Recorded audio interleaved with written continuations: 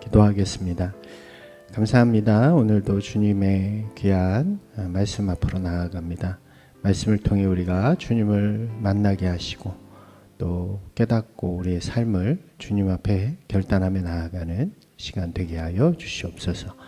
예수님 이름으로 기도드리옵나이다. 아멘. 안녕하세요. 오늘은 마태복음 8장의 말씀입니다.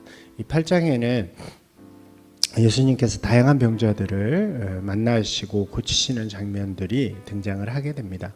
가장 먼저는 나병이라고 하는 이 전염병 환자를 고치시는 장면이 나오고, 그 뒤에는 자신의 하인을 위해서 예수님을 찾아온 백부장의 믿음을 칭찬하시면서 그 하인을 고치시는 장면이 등장합니다.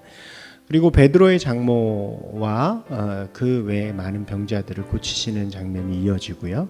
그리고 마지막으로는 귀신 들린 두 사람을 고치시는 장면이 이어집니다. 많은 병자들을 만나시고 다양한 그 병들을 모두 고치시는 거죠. 마태복음에서는 이러한 일들이 이미 이사야를 통해서 예언된 말씀을 예수님께서 이루시는 일이다라고 기록하고 있는 것입니다. 이것을 통해서 바로 구약에서 예언한 메시아가 예수님이심을 다시 한번 강조하는 것이라고 할 수 있겠죠. 근데 이 8장에 보면 이 병자들을 고치시는 장면들 중간에 두 가지의 이야기가 이렇게 등장을 합니다. 이것이 아주 특징적인데요. 첫 번째 이야기는 이제 자신들을 향해 몰려드는 무리들을 피해서 이제 다른 곳으로 가시려고 이렇게 하시는 예수님의 앞에 한 서기관이 나타나서 이야기하는 장면입니다. 그는 그렇게 이야기해요. 예수님을 따르길 원합니다. 예수님과 함께 가길 원합니다. 이 서기관은 그 당시에 종교 지도자였잖아요. 그럼에도 불구하고 예수님을 따르겠다라는 표현을 하게 됩니다. 예수님께서 그에게 굉장히 생뚱맞은 대답을 하시는 거예요.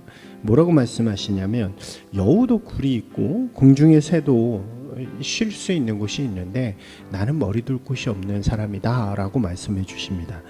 이 말씀을 들은 서기관은 더 이상 이야기가 등장하지 않습니다.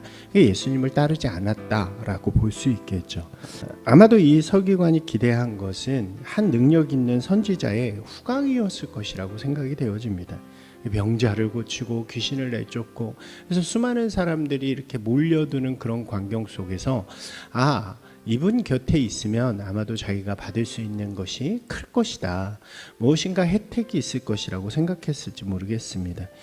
자기의 어떤 종교적인 커리어, 그거에도 빛내줄 수 있는 하나의 도움이 될 것이라고 생각했을 수 있겠죠.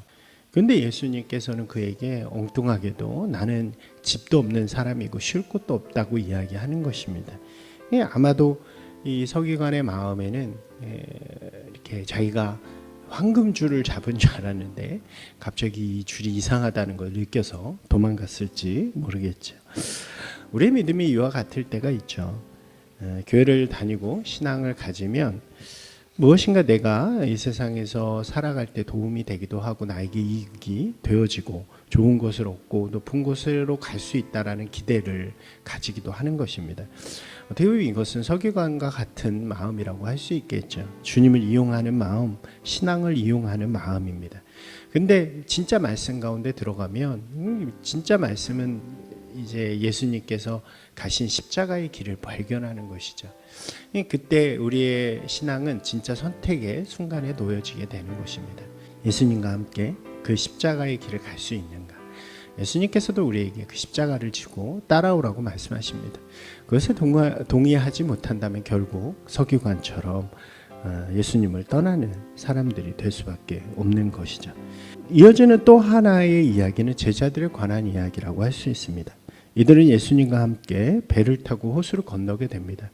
복잡한 곳을 떠나서 예수님께서 갈릴리 호수를 지나기 위해서 배를 타시고 제자들도 함께 타게 되죠. 이 갈릴리 호수는 바다처럼 컸기 때문에 바다라고 불렸고, 파도가 그렇게 쳤다 그래요. 밤에 풍랑이 일어나서 위험한 지경에 빠지게 되었죠. 그때 제자들은요, 두려움에 떨게 되고, 그리고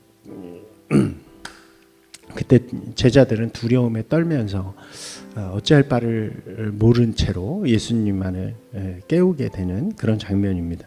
예수님께서 일어나셔서 그 풍랑을 이렇게 진정시키시는 장면이 나오죠. 예수님께서 이들을 향해서 하신 말씀이 이거예요. 믿음이 적은 자들아. 이 믿음이 적은 자들아 왜 무서워하느냐라고 말씀하시고 그 풍랑을 잠잠하게 하시는 장면입니다. 우리가 이렇게 생각해 볼 수 있겠죠. 제자들은 이 장에서도 보면 굉장히 많은 일을 그 전에 겪잖아요. 병자들을 고치고 거의 죽어가는 사람도 살리고 이러한 놀라운 기적의 역사를 본 사람들임에도 불구하고 얼마 지나지 않아 풍랑이라는 어려움을 만났을 때 그들은 죽겠다고 두려워하는 두려움을 가지는 사람들로 변했다는 것입니다. 우리들도 비슷하죠. 항상 주님 안에서 은혜를 경험하고 또 주님이 주시는 그 사랑 가운데 살아가면서도 막상 우리 삶에 어려움이 찾아오면 늘 걱정과 근심으로 또 고통 속에서 두려워하면서 사는 것이 우리의 모습이기도 합니다. 그것이 바로 우리의 연약함이기도 하고 또 부족함이기도 하죠. 그때 예수님이 행하셨던 일들을 기억하면서 주님이 우리 안에 하실 일들을 기다리는 그런 믿음을 갖는 것이 바로 믿음이 큰 자들이 할 수 있는 일이라고 할 수 있는 것입니다. 오늘 이 8장의 말씀은요, 그런 구조예요. 실제로 육신이 병든 자들이 등장하고요. 그 안에 육신은 괜찮을지 모르지만 마음과 심령에 영혼의 병이 있는, 그래서 무엇인가 자신의 이익을 위해서 믿고자 하는, 그리고 많은 믿음의 역사를 보았음에도 신뢰하지 못하는 이들의 모습을 보여주는 장면이라고 할 수 있습니다.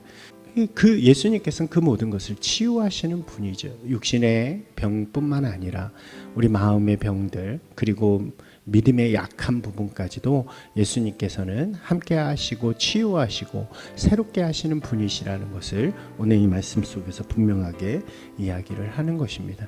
여러분, 그것을 일으키는 것은 바로 믿음입니다.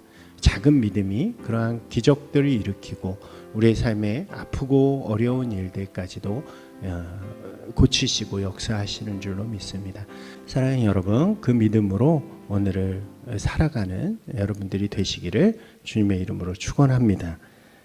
우리 오늘도 이 말씀 안에서 함께 결단하고 또 기도하며 나아가기를 소망합니다.